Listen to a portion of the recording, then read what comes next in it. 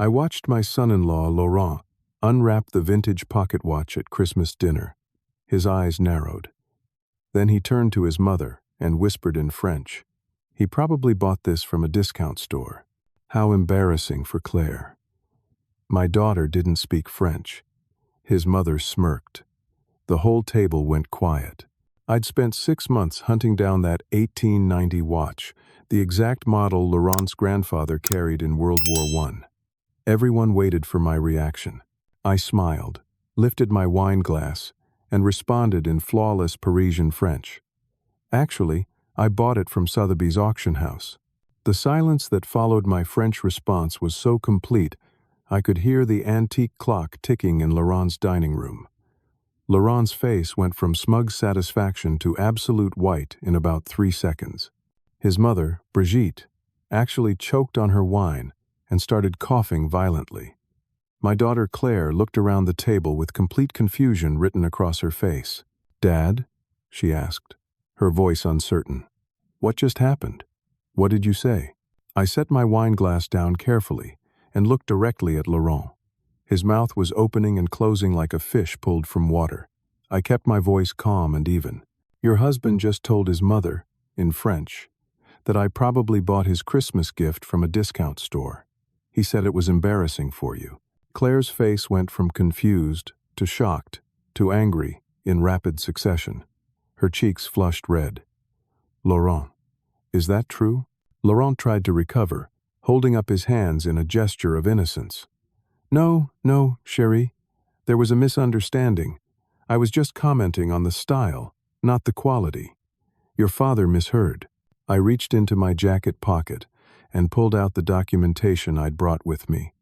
Call it instinct, but something about Laurent had always bothered me. The way he looked at my late wife's family photos in Claire's apartment. The way he asked pointed questions about property values and inheritance laws at their engagement party. The way his eyes would go cold when he thought no one was watching. "I didn't misunderstand anything," I said, sliding the papers across the table. "This is the certificate of authenticity from Sotheby's auction house in Manhattan. The watch is an 1890 Patek Philippe pocket watch. It belonged to a French military officer during World War I. I spent 6 months tracking it down because you mentioned once, Laurent, that your grandfather carried a watch exactly like this. I paid $12,000 for it." The papers sat on the table between us like an accusation. Laurent picked them up with shaking hands. His mother leaned over to look, her face now matching her son's pale complexion. "$12,000? Claire whispered. "Dad, you shouldn't have spent that much." "Your mother left me more comfortable than you know," I said gently. "And nothing is too much for family." I didn't add that Margaret and I had been careful with money our whole lives, that we'd saved and invested wisely, that her family's bakery business, which she'd inherited and eventually sold, had left us with more than enough for retirement. Claire knew some of this, but not the full extent. We'd never been flashy about it. Laurent was staring at the documentation like it might bite him. Brigitte had gone very quiet, which was unusual for her. She normally dominated every conversation with stories about Paris, about French culture, about how much more sophisticated everything was back home. "I think," I continued, still speaking calmly, "that you both assumed I was just a simple American man, blue-collar, unsophisticated, someone who wouldn't understand French culture or appreciate fine things." Laurent started to protest, but I held up my hand. "I spent 7 years in Paris in my 30s. I worked as a translator for an international law firm. I speak 5 languages fluently. I met Claire's mother at a cafe in the 6th arrondissement. We lived there together for 3 years before moving back to Boston." Claire was staring at me with her mouth open. "I knew you lived in Paris, but I didn't know you spoke French. Why didn't you ever tell Laurent?" "Because," I said, looking directly at my son-in-law, "I wanted to see who he really was. And now I know." The rest of the dinner was excruciating. Laurent tried several times to apologize, but his words rang hollow. Brigitte barely spoke, which was a blessing. Claire kept looking between me and her husband, with an expression I couldn't quite read. Hurt, definitely. Anger, certainly. but also something else. Doubt, maybe, or the first stirrings of suspicion. They left early, claiming Brigitte was tired from her flight from Paris. As they gathered their coats, Laurent pulled me aside in the hallway. "I apologize, Gerald," he said in English, his accent thicker than usual. "It was a thoughtless comment. I meant no disrespect." "Yes, you did," I replied quietly. "But I accept your apology anyway. For Claire's sake." He nodded, and left without meeting my eyes. I cleaned up the dinner dishes alone, my mind turning over everything I'd observed that evening. The way Brigitte and Laurent had exchanged glances. The way they'd both immediately switched to English after my revelation, as if they'd been caught doing something wrong. The way Laurent had looked at the expensive watch with an expression that wasn't gratitude or surprise, but something closer to calculation. 2 days later, my phone rang early in the morning. It was Claire, and she was crying. "Dad," she sobbed, "can you come over? I need to talk to you." I drove to her house in 20 minutes, my heart pounding. When she opened the door, her eyes were red and swollen. She led me to the kitchen and poured us both coffee with shaking hands. "Laurent is furious," she said. "He says you humiliated him in front of his mother. He says you deliberately set him up to look bad." "Claire." I simply responded to what he said. I know. But he's saying you should have pulled him aside privately, that you made him look like a fool in his own home." She took a shaky breath. "He's given me an ultimatum, Dad." My chest tightened. "What kind of ultimatum?" "He's throwing a New Year's party. Big event. All his business associates and friends. He wants you to apologize publicly, to say you overreacted and misunderstood his comment." She looked at me with desperate eyes. "If you don't, he says he'll reconsider our marriage." I sat back in my chair, feeling like I'd been punched. "Claire, you can't be serious. He insults me in my face, and I'm supposed to apologize?" "I'm 8 months pregnant, Dad." Her voice broke. 8 months. I can't handle a divorce right now. I can't handle being a single mother. Please, just do this for me. Just apologize and we can all move on." I looked at my daughter, at the fear in her eyes, at her hand resting protectively on her swollen belly. I thought about my late wife Margaret, about how she would have handled this. She always said that sometimes you have to swallow your pride for the people you love. "All right," I said finally. "I'll apologize at his party." Claire's relief was palpable. She hugged me tight, crying into my shoulder. "Thank you, Dad. Thank you. It'll all be fine after this, you'll see." But driving home, I couldn't shake the feeling that I'd just made a terrible mistake. That I was walking into something much worse than a simple apology. Laurent's eyes when he'd given Claire that ultimatum. The timing, right after I'd revealed I spoke French. The public nature of the demanded apology. This wasn't about an insult.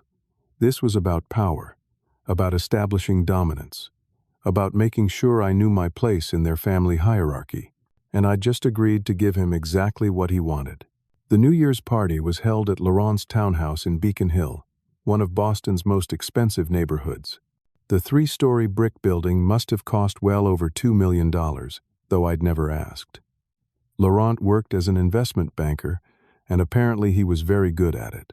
I arrived alone at 8 in the evening, wearing my best suit. The door was answered by a young woman in catering uniform who directed me inside without a word. The house was already full of people, at least 50 guests milling about with champagne glasses and plates of expensive-looking appetizers. Everyone was dressed in designer clothes, speaking in a mixture of French and English. I recognized no one. Claire found me in the entrance hall. She kissed my cheek, but her smile looked strained. "Thank you for coming, Dad," she said quietly. "Laurent has everything planned. It should be quick and painless, just a few words."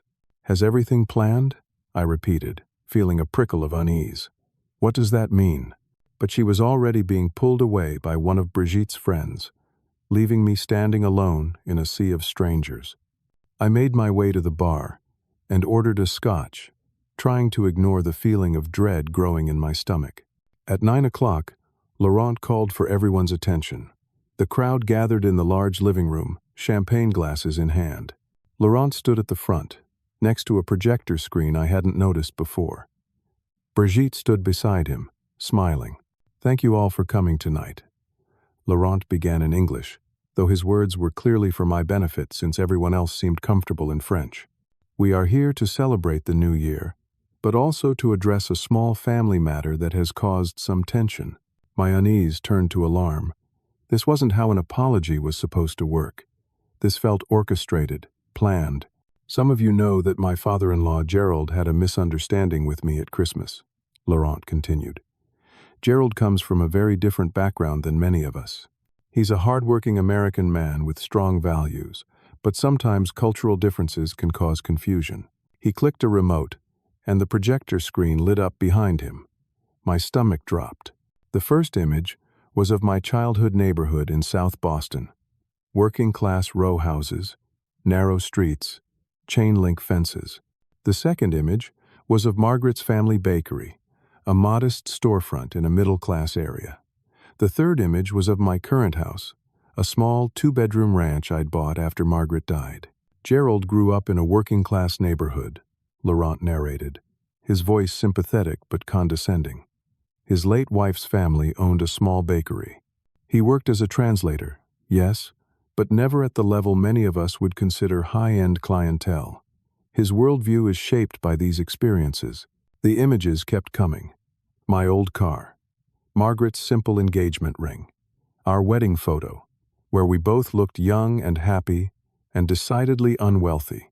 So when Gerald gave me a gift at Christmas, and I made a comment in French to my mother about luxury goods, Gerald misunderstood. In French culture, we often discuss quality and provenance. It's actually a compliment to examine a gift closely.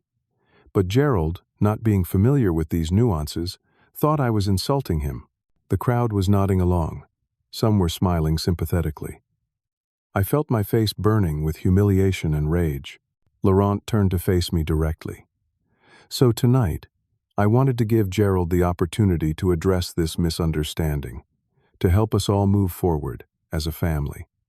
"Gerald?" Every eye in the room turned to me.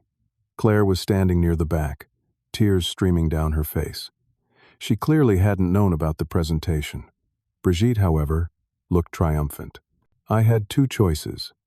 I could walk out, refuse to play along, but that would destroy Claire's marriage, possibly while she was 8 months pregnant. Or I could swallow what remained of my dignity and say the words Laurent wanted to hear. I chose my daughter. "I apologize," I said, keeping my voice steady despite the fury burning in my chest. "I misunderstood Laurent's comment at Christmas. I overreacted, and I'm sorry for any embarrassment I caused." The crowd applauded politely. Laurent smiled magnanimously and came over to shake my hand, clapping me on the shoulder like we were old friends.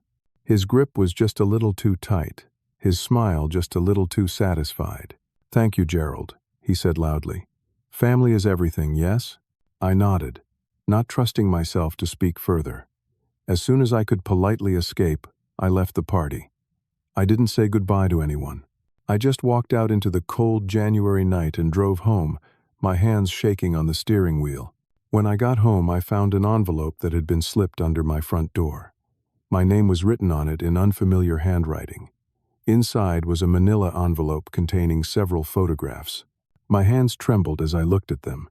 They showed Laurent with a woman who wasn't Claire. They were at a hotel entrance, his hand on her lower back.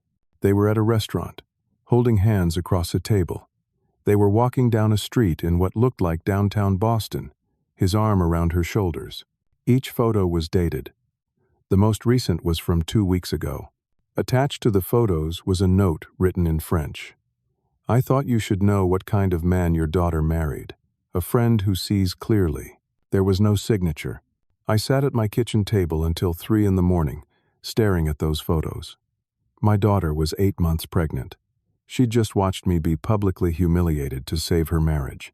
And her marriage was to a man who was cheating on her while she carried his child. I thought about calling her immediately, showing her the evidence. But I kept hearing her voice from 2 days ago. "I'm 8 months pregnant, Dad. I can't handle a divorce right now." What would this information do to her? The stress, the betrayal, the timing. It could harm her, harm the baby. But if I stayed silent, I'd be letting Laurent continue to manipulate and control both of us. I finally went to bed as the sun was rising, having made no decision at all, just knowing that whatever choice I made, someone I loved was going to get hurt. And knowing that Laurent had played me perfectly, he'd established in front of 50 witnesses that I was unsophisticated, prone to misunderstandings, and had already publicly apologized for overreacting. If I came forward now with accusations about an affair, who would believe me? It would look like exactly what he described at the party. A confused old man from a working-class background, lashing out because he didn't understand the sophisticated world his daughter had married into. I'd been set up, and I'd walked right into the trap. I spent the next week barely sleeping, turning that envelope over and over in my hands. Every time I picked up the phone to call Claire, I put it back down. Every time I thought about confronting Laurent, I remembered his smug face at that party and knew he'd already prepared for that possibility. Finally, I called an old friend from my Paris days. Thomas had been a colleague at the law firm, but after we'd both returned to the States, he'd become a private investigator. We'd kept in touch over the years, meeting for coffee every few months to catch up. "Thomas," I said when he answered, "I need your help with something delicate." We met at a diner in Cambridge. I showed him the photos and told him everything. He listened without interrupting, his expression growing darker as I spoke. "You think the photos are legitimate?" he asked finally. "I don't know. That's what I need you to find out. If they're real, I need more evidence before I tell Claire. If they're fake, I need to know who sent them and why." Thomas studied the photos with a professional eye. "These look real to me. The lighting, the angles, the body language. But I'll do a full workup. Give me a week." It took him 5 days. We met again at the same diner. Thomas slid a folder across the table to me. His face was grim. "It's real," he said quietly. "Your son-in-law is having an affair with a woman named Isabelle Rousseau. She's the wife of his business partner, Marcus Rousseau. The affair has been going on for about 6 months. Started right around the time Claire got pregnant." I opened the folder. More photos, time-stamped and dated. Credit card receipts from hotels. A copy of a hotel register showing Laurent checking in under his own name with Isabelle as his guest. Text messages Thomas had somehow obtained in French that were explicit and damning. "There's more," Thomas said. "I did some background checking. Laurent and Isabelle have been seen together at restaurants, at hotels, even on a weekend trip to Montreal last month. They're not being particularly careful about it. It's like they don't think they'll get caught. Or they don't care," I said bitterly. "Also," Thomas continued, "I looked into Laurent's financial situation. He makes good money, but he's spending way beyond his means. That townhouse, mortgaged to the hilt, the cars, the lifestyle, everything is leveraged. He's living on credit and borrowed money." "So he married Claire for her money," I said, the pieces clicking into place. "Margaret's inheritance." Thomas nodded. "Your wife's family bakery sold for a considerable sum, and Claire inherited most of it when Margaret died. It's in a trust, but once she's married and has a child, she gains full access. I'd bet money Laurent has plans for that trust fund." I sat back, feeling sick. "I have to tell her. Be careful," Thomas warned. "Guys like this, they're manipulators. He's already established you as unreliable with that party stunt. If you come at him with accusations, he'll twist it around." But I couldn't wait any longer. Claire was due to give birth any day. I needed her to know the truth before the baby came, before she was even more vulnerable and dependent on Laurent.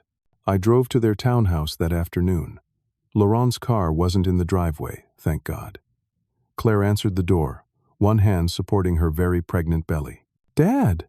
She looked surprised but pleased. "Come in. I was just making tea." I followed her into the kitchen, the folder burning in my hands.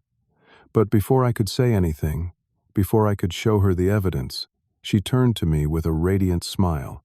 "Dad, I have the most wonderful news." My prepared speech died in my throat. "What's that?"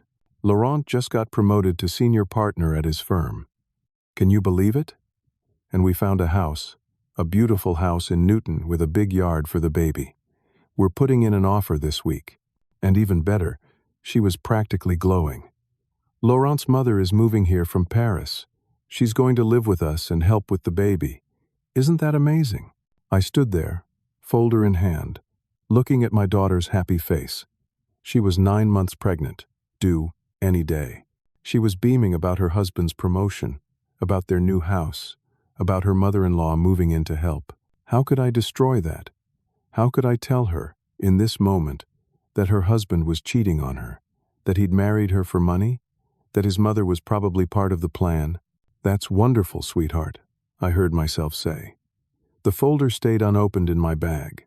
"You'll come visit all the time, right? The new house has a guest room just for you." Of course, I lied. "I'm so happy for you." 3 days later, Claire went into labor. Laurent called me at 6 in the morning, his voice tense with excitement. "Gerald, it's time. We're heading to the hospital." I met them at Massachusetts General. The delivery took 8 hours. I spent most of it in the waiting room, watching Laurent pace and check his phone. At one point, he stepped outside to take a call, speaking in rapid French. I couldn't hear all of it, but I caught enough. "Not now." "Yes, soon. Once everything is settled."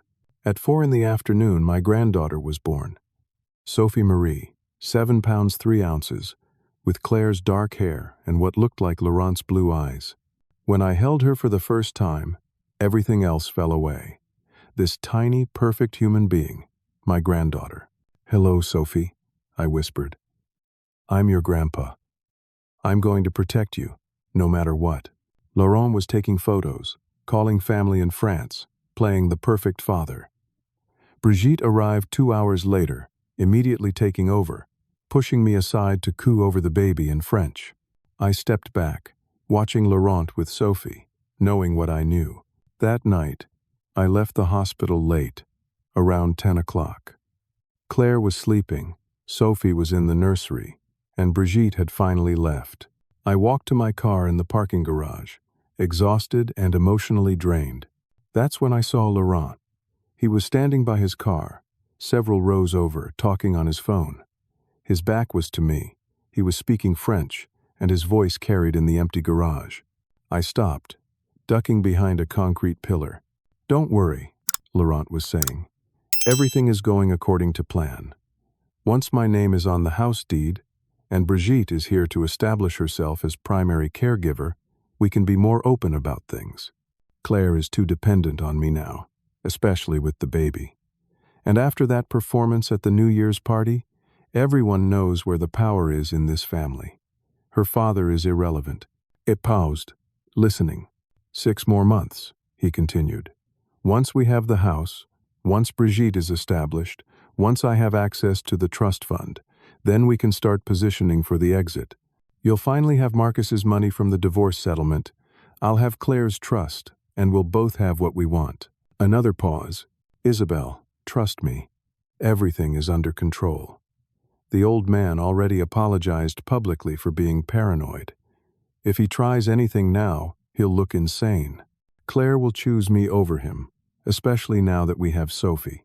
And courts always favor the mother and father, especially when the grandfather has been established as unstable. My blood ran cold. "I love you too," Laurent said. "Soon, I promise.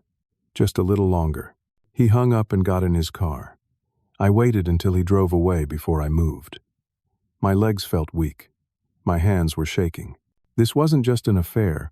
This was a plan, a calculated, methodical plan to take Claire's money, establish custody of Sophie, and position me as an unreliable outsider. The New Year's party hadn't been about humiliation for its own sake. It had been strategic. Evidence that could be used later to paint me as paranoid, unstable, prone to misunderstandings, and I'd played right into it. I'd apologized publicly, in front of 50 witnesses, for overreacting and misunderstanding Laurent. If I came forward now with accusations, they would sound exactly like what Laurent had described to Isabel, the paranoid delusions of an unstable old man. I sat in my car until midnight, trying to figure out what to do. Every option seemed to lead to disaster. If I told Claire, Laurent would claim I was having another misunderstanding, and he had witnesses who'd watched me apologize for the last one. If I stayed quiet, Laurent would continue with his plan, taking Claire's money and positioning himself to take Sophie when he left. I'd thought I was dealing with a cheating husband, but I was actually dealing with something much more dangerous. A con artist who'd planned this from the beginning, who'd studied me and found every weakness, who'd spent months building a narrative that would discredit anything I said. And my granddaughter, my precious Sophie, was caught in the middle of it all. I didn't sleep for 3 days. Every time I closed my eyes, I heard Laurent's voice in that parking garage. The old man is irrelevant. Courts always favor the mother and father. Once Brigitte is established as primary caregiver, on the 4th day, I made a decision. I couldn't go to Claire yet, not without more evidence. Laurent had already inoculated her against my accusations by making me apologize publicly. I needed something ironclad, something he couldn't talk his way out of. I called Thomas again. I need everything, I told him. Every hotel receipt, every text message, every piece of evidence you can find. I need to know exactly what Laurent is planning. Gerald, Thomas said carefully, this is going to cost money. Real money. We're talking surveillance, possibly wiretaps if we can get legal authorization, database searches. Easily $10,000, maybe more. Do it, I said. Whatever it takes. Over the next 2 weeks, Thomas assembled a dossier.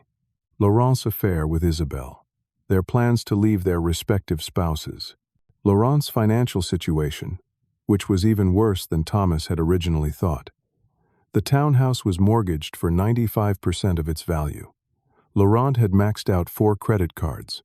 He owed money to 3 different lenders. He was, essentially, bankrupt, held together only by his salary and the hope of accessing Claire's trust fund. But I needed more. I needed to hear Laurent admit what he was planning. I needed evidence that couldn't be disputed or explained away. So I decided to create that evidence myself. I invited Laurent to my house for what I called a man-to-man conversation to clear the air. To my surprise, he agreed.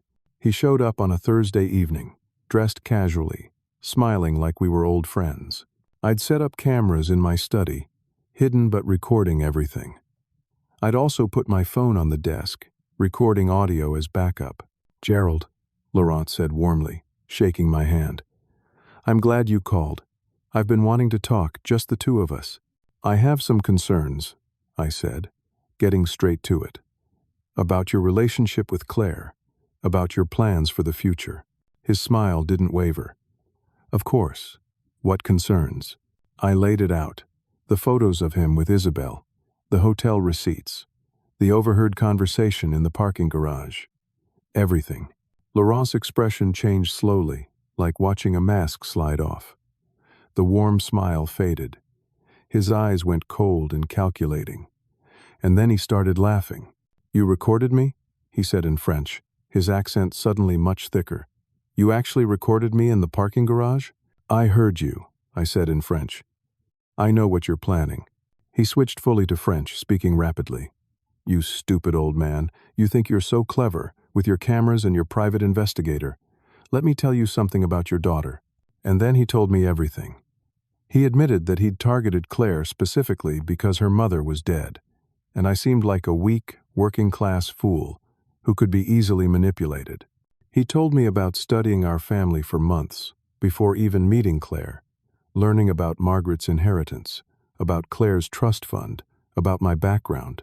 I married into your family for money, he said coldly. Claire was perfect, vulnerable, lonely, with a dead mother and a simpleton father. The trust fund was just sitting there, waiting for someone smart enough to take it. He told me about Brigitte, about how she was his business partner, not just his mother, how they'd done this before, targeting wealthy American women with family money, how they'd planned this for years, refined their approach. And here's the beautiful part, he continued, leaning forward. You can't do anything about it, because I've already made my move. He pulled out his own phone and showed me. A report filed with Child Protective Services 3 days ago, claiming that I'd been behaving erratically, that I'd made unfounded accusations against him. That family members had witnessed my paranoid behavior at the New Year's party, that I seemed mentally unstable and might pose a risk to baby Sophie. I have statements from 10 people at that party about your misunderstanding of my comments, Laurent said. I have your public apology on video. I have Brigitte ready to testify that you've been inappropriate around the baby, that she's concerned for Sophie's safety. And now I have you recording me secretly, which makes you look even more paranoid and obsessed. He stood up, still smiling that cold smile. If you tell Claire any of this, I'll use it to get a restraining order. I'll keep you away from Sophie completely. I'll paint you as a dangerous, paranoid old man who's having a breakdown. And Claire will believe me, because she's exhausted, postpartum, and I've been the perfect husband. He leaned close.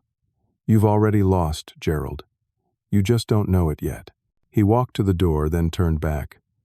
Oh, and those recordings you made? In Massachusetts, it's illegal to record someone without their consent. That's a felony. So if you use them, you'll be the one in legal trouble, not me.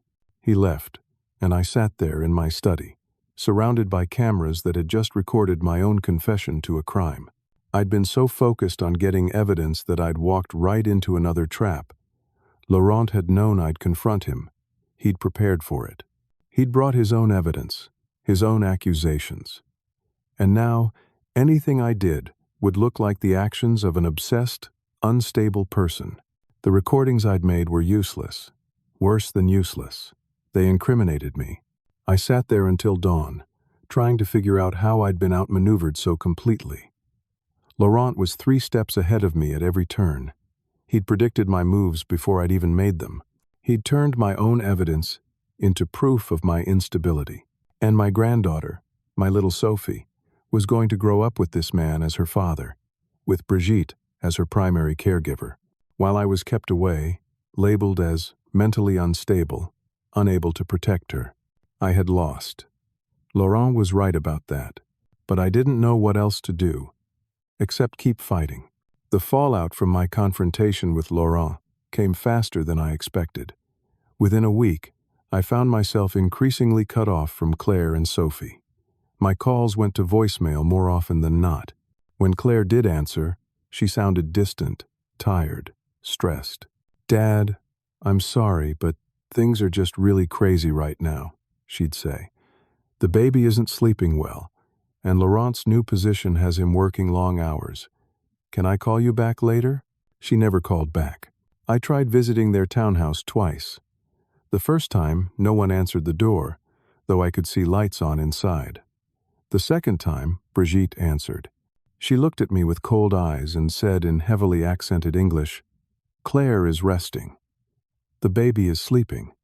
You should call first before visiting." "I did call," I said, "multiple times." "Then you should wait for her to call you back," Brigitte said, and closed the door in my face. 3 weeks after Sophie was born, I decided to show up unannounced at a time I knew Laurent would be at work. I needed to see my daughter, needed to see my granddaughter. I needed to know they were okay. I rang the doorbell at 10 in the morning. Claire answered, looking exhausted. Her hair was unwashed, dark circles under her eyes. She was still in her bathrobe. "Dad?" She looked surprised and not particularly happy to see me. "What are you doing here?" "I wanted to see you and Sophie. I've been calling." "I know. I'm sorry. Things have just been overwhelming." She didn't invite me in. We stood there awkwardly in the doorway. "Can I see Sophie?" I asked. Before Claire could answer, Laurent's car pulled into the driveway. He got out quickly, his face angry. "Gerald," he said sharply, "what are you doing here?" "I came to visit my daughter and granddaughter. Without calling first? Without being invited?" Laurent put his arm around Claire protectively. "This isn't appropriate. You can't just show up at our house whenever you want." I tried calling. No one answers. "Because we're busy," Laurent snapped. "Claire is recovering from childbirth. She needs rest, not surprise visits that stress her out." I looked at Claire, expecting her to defend me. Instead, she looked away. "Dad, maybe you should have called first. This isn't a good time." "Claire, I think you should leave," Laurent said. His voice was calm but firm. "If you don't, I'll have to call the police." I left, feeling like I'd been punched in the stomach. As I drove away, I saw Brigitte watching from an upstairs window, her expression satisfied. 2 days later, a sheriff's deputy knocked on my door. He handed me papers, a temporary restraining order. Laurent had filed it that afternoon, claiming I'd shown up at their house making threatening statements and acting erratically. The order required me to stay at least 500 feet away from Laurent, Claire's home, and Laurent's workplace. I called Claire immediately. She answered, crying. "Dad, why are you doing this?" she sobbed. "Laurent showed me the recordings you made. He showed me the reports you filed with private investigators. You sound crazy. You're obsessed with him. You think he's cheating on me with no evidence. You think he married me for money. You're making up conspiracies." "Claire, it's not made up. I can show you proof." "He said you'd say that. He said you'd have fake evidence." "Dad, you need help. You need to talk to someone. You're not thinking clearly. Listen to me, please. Just listen." "I can't do this right now," she said, her voice breaking. "I have a 3-week-old baby. My husband is telling me my father is stalking him. The police are involved. I can't handle this. Please, Dad, stay away from us until you get treatment." She hung up. I sat on my couch, holding the restraining order papers, understanding the full scope of what Laurent had done. He'd isolated me completely, cut me off from my daughter and granddaughter, made me look like an unstable stalker. And Claire believed him. The next few weeks were the darkest of my life. I stopped eating properly, stopped sleeping more than a few hours a night. My house, which had felt cozy after Margaret died, now felt like a prison. I'd stare at photos of Claire as a little girl, of Margaret holding newborn Claire in the hospital, of our family when we were whole and happy. Thomas called several times, urging me to fight back legally. "We have evidence," he said. "We can challenge this restraining order. We can expose Laurent." But I was tired, so tired. Laurent had outmaneuvered me at every turn. He'd predicted my moves, countered my evidence, turned my own actions against me. He was smarter than me, more ruthless, more prepared. Maybe he'd won. Maybe I should just accept it. I was sitting in my kitchen one night, seriously considering just giving up entirely, when my doorbell rang. It was past 11 o'clock. I almost didn't answer it, but something made me get up and look through the peephole. A woman stood on my porch, crying. She had a bruise on her cheek, and her lip was split. She looked terrified. I opened the door. "Can I help you?" "You're Gerald?" she asked in a French accent. "Claire's father?" "Yes." "I'm Isabel," she said. "I'm the woman your son-in-law is having the affair with. Can I come in? Please. I have nowhere else to go." I let her in, my mind racing. She sat at my kitchen table, shaking. I got her a glass of water and a bag of ice for her face. "Laurent did this?" I asked. She nodded, touching her bruised cheek gently. "I tried to end things tonight. I told him I couldn't do this anymore, that I felt guilty about Claire and the baby. He went crazy. He's never hit me before, but tonight." She started crying again. "He said if I left him, he'd destroy me. He'd tell my husband about the affair in a way that makes me look like a gold digger. He'd ruin my reputation in our business community. He'd make sure Marcus gets everything in the divorce." "Does Marcus know about the affair?" "He found out last week. He threw me out. I've been staying at hotels, trying to figure out what to do." She looked at me with desperate eyes. "I heard Laurent talking about you, bragging to me about how he'd trapped you, made you look crazy. He thinks it's funny. He says you'll never see your granddaughter again because Claire thinks you're insane." My hands tightened on my coffee cup. "Why did you come here?" "Because I want out. I want to help you stop him. He's a monster, and I didn't see it until tonight." She pulled a flash drive from her purse. "I have evidence. Texts from Laurent about his plans. Emails where he and his mother planned everything. Photos, documents, everything." Hope flared in my chest for the first time in weeks. "You'll testify against him? Help me expose what he's doing?" Isabel hesitated. Then, "Yes." but I need something from you first." The hope dimmed slightly. "What?" "Money," she said. "I need $50,000. I need to disappear, start over somewhere else. Somewhere Laurent and Marcus can't find me. I'll give you all the evidence I have, and I'll testify if needed. But I need the money to disappear." I sat back, stunned. I don't have that kind of money just sitting around. "You have a house," she said. "You can take out a loan, a mortgage. You can get the money." I looked at her bruised face, at the desperation in her eyes. This was my chance. My only chance to get real, usable evidence against Laurent. Evidence from his own accomplice. Testimony that could expose everything. But it would cost me my house. The house I'd shared with Margaret. The house where Claire grew up. My security. My home. Everything I had left. "I'll give you 48 hours to decide," Isabel said, standing up. "After that, I'm leaving the country. With or without your money." She left me her phone number and walked out into the night. I sat at my kitchen table until dawn, staring at that phone number. In 72 hours, there would be a court hearing that could make the restraining order permanent.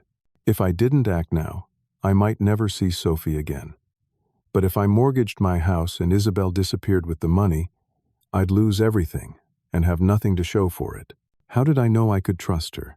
How did I know she wasn't part of Laurent's plan too? But what choice did I have? At 8 in the morning, I called my bank. Getting an emergency mortgage on my house took 3 days of paperwork, signatures, and phone calls. The bank manager, a woman named Patricia, who'd known me for 20 years, tried to talk me out of it. "Gerald," she said gently, "you're putting up your fully paid-off house as collateral for a $50,000 loan. At your age, with your income, this is financially risky. Can you tell me what this money is for?" "Family emergency," I said. That wasn't a lie. She reluctantly approved the loan. I had 72 hours until the money would be available. The court hearing for the permanent restraining order was scheduled for the morning after that. I called Isabel and told her I'd have the money.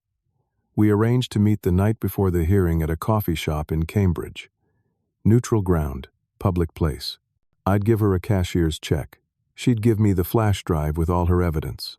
The days waiting for the money were torture. I barely ate, couldn't sleep. I kept thinking about what I was risking.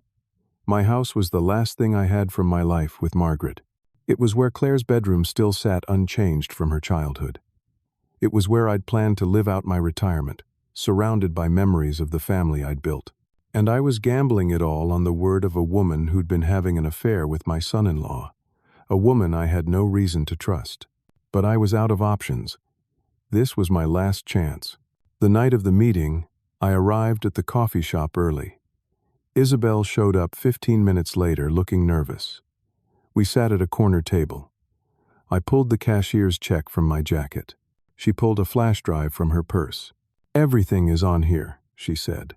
"Texts, emails, photos, recordings. All the evidence you need to prove what Laurent is planning." I took the flash drive. She took the check. We stared at each other for a moment. "You're doing the right thing," I said. She nodded, but wouldn't meet my eyes. Then she stood up and left quickly, almost running. I drove home with the flash drive clutched in my hand. My heart was pounding. This was it. This was how I'd save Claire and Sophie. This was how I'd expose Laurent for what he really was. I pulled into my driveway, rushed inside, and plugged the flash drive into my laptop. It was empty. I stared at the screen in disbelief. The flash drive showed up on my computer, but there were no files on it. Nothing. Just empty digital space. I tried my other laptop. Same result. I tried my old desktop computer. Nothing. My hands started shaking. I grabbed my phone and called Isabel's number. Disconnected. The number was no longer in service. I'd been conned. She'd taken my $50,000 and given me nothing. The check was already deposited. I'd watched her photograph it with her phone in the coffee shop, probably doing a mobile deposit right there. I sat on my floor, surrounded by my computers, holding an empty flash drive, and started laughing. It was a horrible sound, halfway between laughter and sobbing. I'd lost everything. My dignity at the New Year's party, my relationship with my daughter, access to my granddaughter, and now my financial security, the equity in my house. Laurent had won completely, and I'd helped him do it. The court hearing was in 10 hours. I had no evidence, no testimony, no way to fight the permanent restraining order. Laurent would stand up in court and paint me as an obsessed, mentally unstable stalker, and I'd have nothing to contradict him with, except my own increasingly desperate-sounding accusations. I thought about Margaret, about what she'd say if she could see me now. I'd failed her, failed Claire, failed Sophie. I went to bed at 3 in the morning, having decided there was no point in even going to the hearing tomorrow. Laurent had won. I might as well accept it, but I couldn't sleep. I kept thinking about something that had been bothering me. Laurent's New Year's party presentation, the photos he'd shown of my background, of Margaret's bakery, of my childhood neighborhood. How did he get those photos? I'd never shown them to Claire. They weren't on social media. Margaret and I had been too old for that. They were personal photos from albums in my house, which meant Laurent had researched me extensively before even meeting Claire. He'd dug into my background, my history, my family. He'd investigated everything about me. Why would he do that unless he'd been planning this from the start? Unless targeting Claire had been deliberate, calculated, premeditated? I got up and went to my home office, started going through old files, old papers, looking for anything that might explain how Laurent had gotten those photos. At 5 in the morning, I found something. An old notice from 7 years ago, right after Margaret died. A request from a researcher writing a book about immigrant businesses in Boston. He wanted to interview me about Margaret's family bakery, which had been featured in an article about French-American businesses in the 1960s. I'd declined the interview, but I'd sent him some photos for the book. The book had never been published. I'd forgotten all about it. I looked up the researcher's name online. Nothing. The email address he'd used was defunct. But when I searched the name with Laurent Beaumont, I found something interesting. The researcher's name was Laurent Mercier, not Beaumont. Mercier. How did I know I could trust her? How did I know she wasn't part of Laurent's plan too? At 6 in the morning, I found it. A news article from 5 years ago, in a French-Canadian newspaper. Laurent Mercier was being sued by an American woman named Jennifer Walsh. She claimed he'd married her under false pretenses, stolen her inheritance, and used her child to manipulate her family. I kept searching. Found another case, 3 years older. Same pattern. American woman, family money, marriage, child, divorce. The woman left with nothing, while Laurent Mercier disappeared with her assets. My hands were shaking again, but this time from excitement. Laurent had done this before, multiple times. He was a con artist, a professional. He'd changed his name to Beaumont, probably to escape his history. And Brigitte was his partner, not his mother. I called Thomas. I need you to find everything you can about Laurent Mercier, French national, approximately 38 years old. I need it in 2 hours. Gerald, it's 6 in the morning. I know. Please. This is urgent. I started digging deeper, using every search skill I'd learned in my years as a translator and researcher. Laurent Mercier, French national, history of immigration to the United States. Both ex-wives were still fighting him in court, trying to get access to their children. And here was the crucial part. Brigitte Mercier wasn't his mother. She was his business partner. They'd been running this con together for years. Immigration records showed they weren't related at all. I had 45 minutes before the court hearing. I printed everything, stuffed it into a folder, and drove to the courthouse like my life depended on it. Because it did. But as I parked my car, my phone rang. It was a number I didn't recognize. Hello? Gerald? It was Isabel. She was crying. I'm so sorry. I couldn't do it. I couldn't take your money and leave you with nothing. What are you talking about? You already took the money. The flash drive was empty. I know. But I couldn't leave it like that.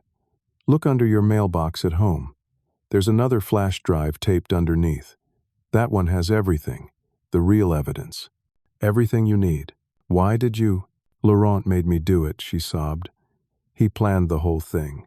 He knew you'd come to me. He set me up to con you, to take your money and destroy your last chance. But I can't do this anymore. I can't be part of destroying a family. The evidence is real. Use it. Stop him. She hung up. I looked at the courthouse, then at my watch. 20 minutes until the hearing. My house was 30 minutes away in traffic. I couldn't get the flash drive and make it back in time, but maybe I didn't need it. I had the evidence about Laurent's real identity, about his previous cons, about Brigitte not being his mother.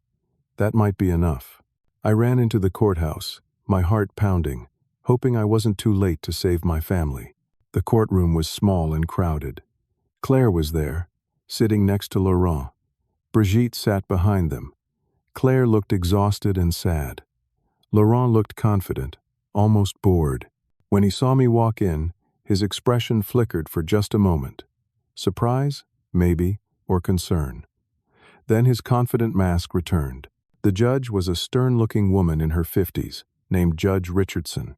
She looked at me over her reading glasses as I took my seat with my court-appointed public defender, a tired-looking young man named Brian, who clearly had too many cases. "Mr. Foster," Brian whispered urgently, "I thought you weren't coming. Do you have anything new to present?" I showed him the folder.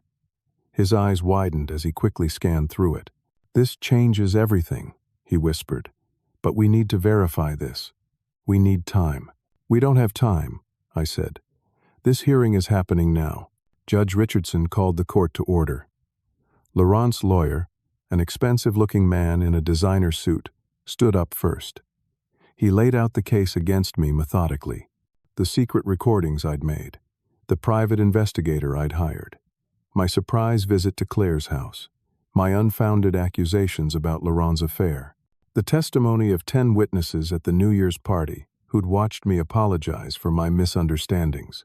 "Your Honor," the lawyer said smoothly, "Gerald Foster is clearly experiencing some kind of mental health crisis. He's become obsessed with my client, making increasingly bizarre accusations without evidence. For the safety of his own daughter and infant granddaughter, we request a permanent restraining order." Claire was crying silently. She wouldn't look at me. Then it was our turn. Brian stood up, looking nervous. "Your Honor, we'd like to present new evidence that significantly changes the nature of this case." He laid out what we'd found. Laurent Mercier versus Laurent Beaumont, the previous marriages, the pattern of targeting wealthy women, the evidence that Brigitte wasn't his mother, but his business partner. Laurent's lawyer objected immediately. "This is completely unverified information pulled from the internet. This is exactly the kind of paranoid conspiracy theory Mr. Foster has been spreading. Where's the verification? Where's the proof?" The judge looked at me. "Mr. Foster, can you verify any of this information?" "I can, Your Honor," I said, standing up. "I can verify all of it, but I need to speak first." The judge nodded. "Go ahead." I took a breath and addressed the court directly, but I was really speaking to Claire. "Your Honor, my daughter thinks I've lost my mind. She thinks I'm paranoid and obsessed, and I understand why. Laurent has been very careful to make me look that way. But everything I've said is true." I turned to face Claire directly. "Sweetheart, do you remember when you were 7 years old and you got lost at the public garden? You were terrified, and when I found you, you were crying so hard you couldn't breathe. Do you remember what I told you?" Claire looked up, confused. You said you'd always find me, no matter where I was." "That's right. And I also said I'd always tell you the truth, even when it was hard to hear, even when you didn't want to believe it." I kept my eyes on hers. "I'm telling you the truth now. This man isn't who he says he is." Laurent started to stand up, but the judge gestured for him to sit down. I continued. "Your Honor, the man sitting next to my daughter is not Laurent Beaumont. He's Laurent Mercier. He's a French national who has married at least 3 American women over the past 10 years, using the same pattern each time. He targets women with family money, preferably with deceased parents or family members who can be isolated. He marries them quickly, has a child to create a bond, then systematically destroys their relationships with any family members who might protect them. He makes those family members look unstable or inappropriate. Then he gains access to whatever money or assets the woman has, divorces her, and takes custody of the child. "This is absurd," Laurent said, his accent suddenly thicker. "Your Honor, this is exactly what I've been talking about, these wild accusations with no proof." "I have proof," I said. I pulled out my phone. "May I approach the bench, Your Honor?" She nodded. I brought my phone forward and showed her the articles I'd found, the court records, the immigration documents. She studied them carefully, her expression growing more serious. "Mr. Mercier," she said slowly, "or is it Beaumont? Can you explain these documents?" Laurent's confidence finally cracked. "Those are. There are many Laurent Merciers. It's a common French name. This is a case of mistaken identity. Then you'll have no problem providing immigration documentation showing when you entered the United States and under what name," the judge said. Laurent's lawyer stood up quickly. "Your Honor, my client is under no obligation to." Actually, the judge interrupted. "In a case involving potential identity fraud, I can compel him to provide that documentation. Mr. Mercier, do you have your passport with you?" Laurent's face had gone pale. He looked at Brigitte, who was staring at the floor. Then he looked at Claire, who was staring at him with growing horror. "Your Honor," Laurent's lawyer said, "we request a recess too." "Denied," the judge said. "Mr. Mercier, your passport. Now." Laurent stood up slowly, and then he did something I didn't expect. He started speaking rapidly in French, not to the court but to Claire, telling her this was all a misunderstanding, that he loved her, that her father was manipulating the situation, that everything would be fine if she just trusted him. And I responded in French, calmly translating everything he was saying for the court. Not the sanitized version he wanted Claire to hear, but his actual words, his pleading, his manipulation attempts, his lies. Claire's face went from confused to shocked to absolutely devastated as she understood, probably for the first time, what was really happening. "Enough," the judge said sharply. "Mr. Mercier, you have two choices. Provide your immigration documents right now, or I'm holding you in contempt of court." Laurent looked at the door, like he was considering running. Then his shoulders slumped. He reached into his jacket and pulled out his passport, handed it to the bailiff, who brought it to the judge. She opened it, read the name, looked up at Laurent with cold eyes. "Laurent Alexandre Mercier," she read aloud. "French national. Multiple entry stamps into the United States over the past 12 years. She closed the passport. "Bailiff, please detain Mr. Mercier." The courtroom erupted. Laurent's lawyer was shouting objections. Brigitte tried to stand up and leave, but another bailiff blocked her way, and Claire just sat there, shaking, her face in her hands. The judge banged her gavel. "Order!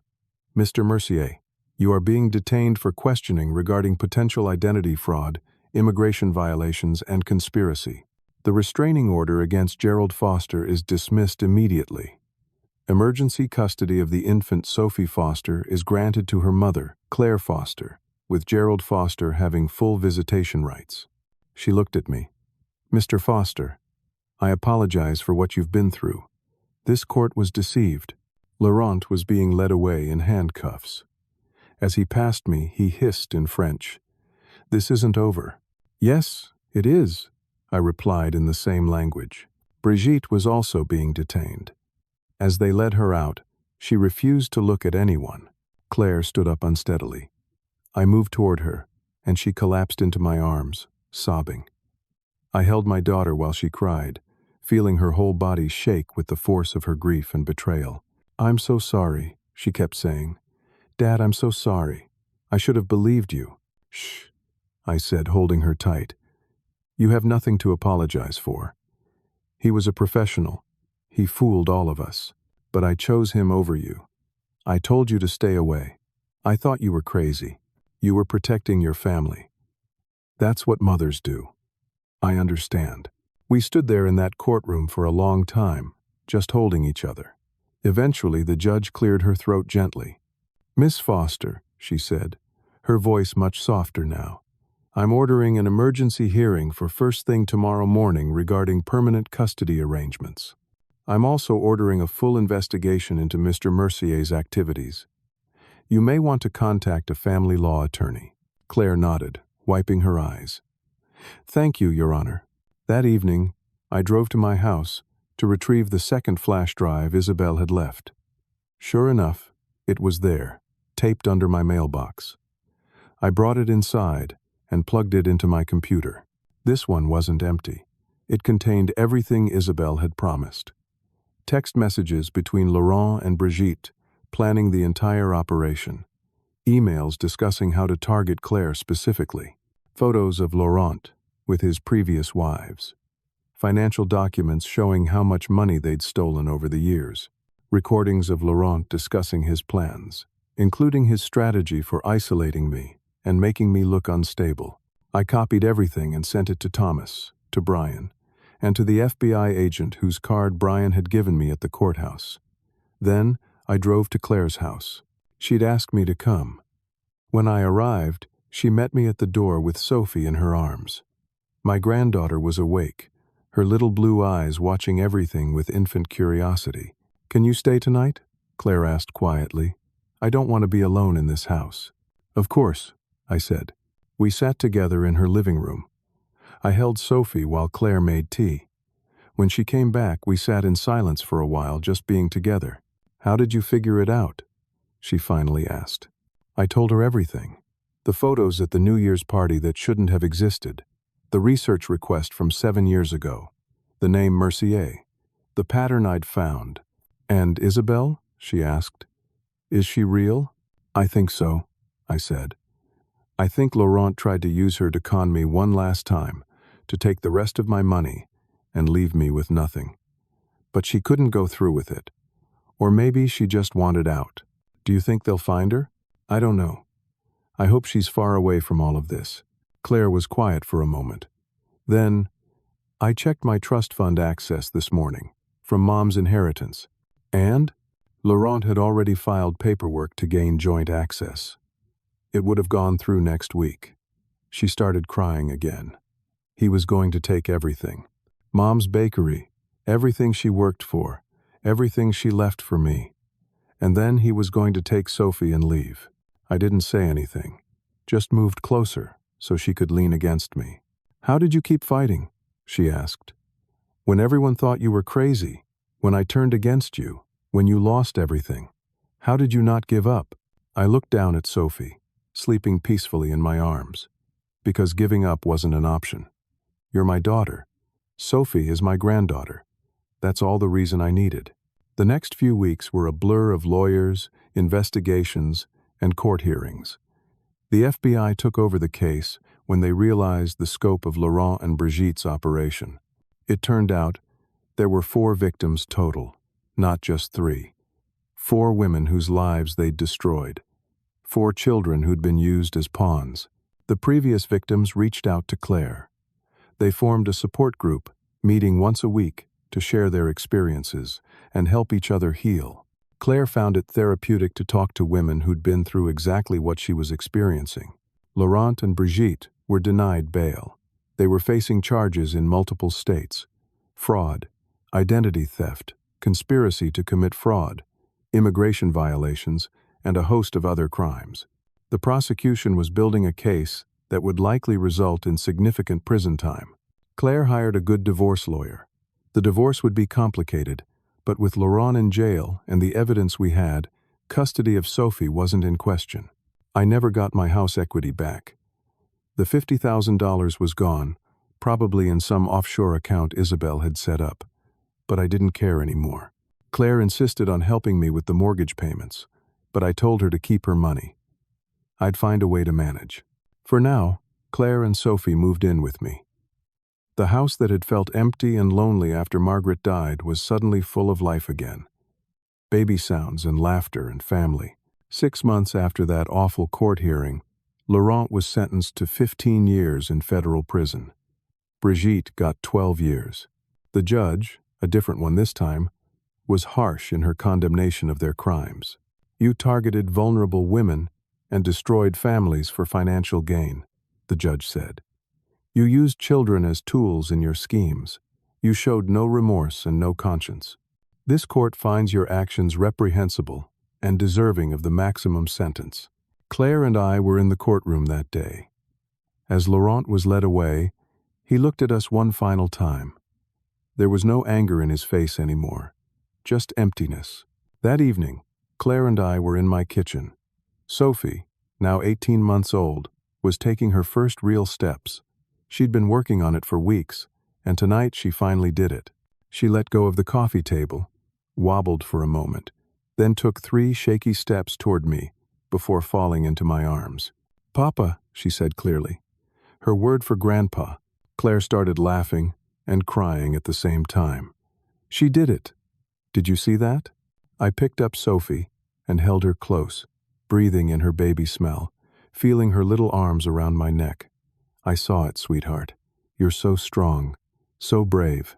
Claire came over and put her arms around both of us.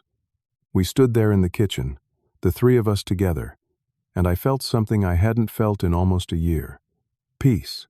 "Mom would be so proud of you," I said to Claire. "You survived something that would have broken most people. You're stronger than you know."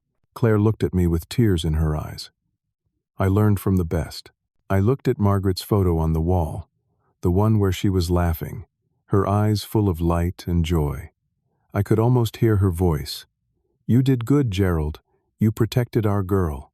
"Your mom was the strong one," I said. I just tried to follow her example. Sophie squirmed to get down, ready to try walking again. We let her go, watching as she took a few more wobbly steps before plopping down on her bottom with a giggle. Claire sat down next to me. "Do you think I'll ever be able to trust someone again? After Laurent?" "Yes," I said without hesitation. "Because you're learning to trust yourself again. That's what matters most." She was quiet for a moment. Then, "Thank you for not giving up on me, even when I told you to stay away, even when I believed his lies over your truth. That's what family does," I said simply. "We don't give up, even when it's hard, especially when it's hard." Over the following months, our lives slowly returned to a new kind of normal. Claire went back to work part-time. Sophie started at a good daycare. I picked her up every afternoon and we'd spend hours together before Claire got home, reading books, playing in the yard, taking walks to the park. Claire eventually started dating again, carefully and slowly. She was wiser now, more cautious but not broken. She'd learned that trust was something earned, not given freely. And she'd learned that real love doesn't come with ultimatums or manipulation. It comes with patience and honesty and mutual respect. One Sunday afternoon, almost 2 years after that Christmas dinner where this all began, we were having a family dinner at my house. Claire, Sophie, and Claire's new boyfriend Andrew, a kind man who worked as a teacher and treated both Claire and Sophie with genuine affection and respect. Sophie was now 2.5, chattering away in full sentences, occasionally throwing in random French words she'd picked up from educational videos. She had no memory of Laurent, which was probably a blessing. As we sat around the table, Sophie suddenly said, "Papa, tell story." "What story?" I asked. "The watch story. About the fancy watch." Claire and I exchanged glances. We'd told Sophie a simplified version of how Grandpa had given someone a special gift once. We'd left out most of the details, obviously, but she loved hearing about the fancy watch from the old days. "Well," I said, picking Sophie up and putting her on my lap. "Once upon a time, there was a man who wanted to give someone a very special gift. He searched for 6 whole months to find the perfect thing. And when he found it, it was the most beautiful watch you could imagine, from a long, long time ago." "What happened?" Sophie asked, her eyes wide. "The person he gave it to didn't appreciate it at first," I said. "But that was okay, because the watch wasn't really the point. The point was showing someone you cared enough to look for exactly the right thing, even if they don't understand it right away." "Do you still have the watch, Dad?" Claire asked quietly. Actually, I do. The police returned it as part of the evidence recovery. It's upstairs. After dinner, I brought the watch down. It was still beautiful, still perfect. The 1890 craftsmanship gleaming in the light. I want you to have this, I said, handing it to Claire. Not because of Laurent, despite him. This watch represents something good. It represents caring enough to search for the perfect gift. It represents not giving up. Claire held the watch carefully. Are you sure? I'm sure. Maybe someday you'll give it to Sophie. Tell her the story of how her grandpa fought for his family and won. That night, after everyone had left, I sat in my living room looking at Margaret's photo. We made it, I told her. Our girl is happy. Our granddaughter is healthy. We made it through. I thought about everything I'd learned. About how the battles we fight aren't always won with the first clever word or the perfect comeback. Sometimes they're won in the long, dark nights when we refuse to give up, when we keep searching for truth, even when everyone thinks we're losing our minds, when we choose love over pride, family over dignity, and persistence over defeat. Speaking French at that Christmas dinner hadn't saved my family. It had just been the opening move in a much longer game, a game I'd almost lost a dozen times. A game where I'd been outmaneuvered and outsmarted and humiliated. But in the end, I'd won. Not because I was clever or sophisticated or spoke 5 languages. I'd won because I refused to stop fighting. Because I loved my daughter and granddaughter more than I cared about looking foolish or maintaining my pride. That's what real strength is. Not putting someone in their place with a witty response. Not being the smartest person in the room. Real strength is loving someone enough to keep fighting for them, even when they've stopped fighting for themselves. Even when they push you away. Even when you're the only person who sees the truth. Sometimes the most important thing you can say isn't in French or English or any other language. Sometimes the most important thing you can say is simply, I'm not giving up on you. And sometimes, if you're lucky, that's enough. Now I want to hear from you. Have you ever had to fight for someone you love, even when they didn't believe you? Have you ever had to stand alone against everyone thinking you were wrong? How did you find the strength to keep going? Share your story in the comments below. Your experience might help someone else who's facing their own battle right now. If this story moved you, please hit that like button and subscribe to hear more stories about ordinary people facing extraordinary challenges. Share this with someone who needs to hear that persistence matters, that family is worth fighting for, and that truth always finds its way to the surface, even in the darkest times. Thank you for listening to my story. May you always have the courage to fight for the people you love, and may you never have to face those battles alone. Until next time, take care of each other.